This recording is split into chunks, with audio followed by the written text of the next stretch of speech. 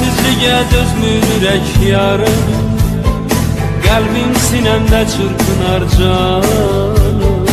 İstər sənin yanında mən qalım, getmə əzizim sevgili yarım. Eşqim məhəbbətlə dolub canım, yaş gözlərimdən hey axır yana. Sən bax mənə yarım yana yana, qoy bu məhəbbət daimi qala. Səndən sonra heç bir kəsim yoxdur, getmə yarım getsin qəmim çoxdur. Ağlar keçər hər günlərim sənsiz, çətin gülə dodaqlarım mənsiz. Səndən sonra heç bir kəsim yoxdur, getmə yarım getsin qəmim çoxdur. Ağlar keçər hər günlərim sənsiz, çətin gülə dodaqlarım mənsiz. Sən verdiyin güllər solub məndə, qəmli baxışlarım qaldı səndə. Gəl gəl yarım bir də gülüş gəlsin, mənə gülüş müjdəsini versin. Sənsizliğe dözmür ürək yarım, qəlbim sinəmdə çırpınar canım.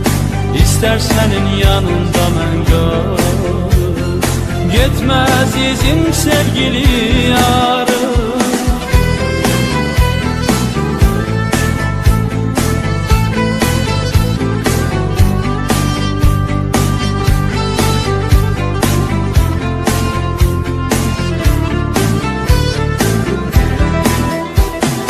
Yandım alışdım eşküyə yarım, dərdə düşüb sənsiz mənim canım.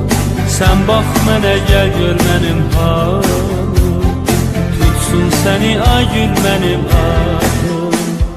Getmə qərarım otlanıb yandan, özgərimə ağlar günə qallar. Hər bir baxışla dərdini ağlar, rüyalarda səni yada sallar. Səndən sonra heç bir kəsim yoxdur, getmə yarım getsin qəmim çoxdur. Ağlar keçər hər günlərim sənsiz, çətin gülə dodaqlarım mənsiz. Səndən sonra heç bir kəsim yoxdur, getmə yarım getsin qəmim çoxdur. Ağlar keçər hər günlərim sənsiz, çətin gülə dodaqlarım mənsiz.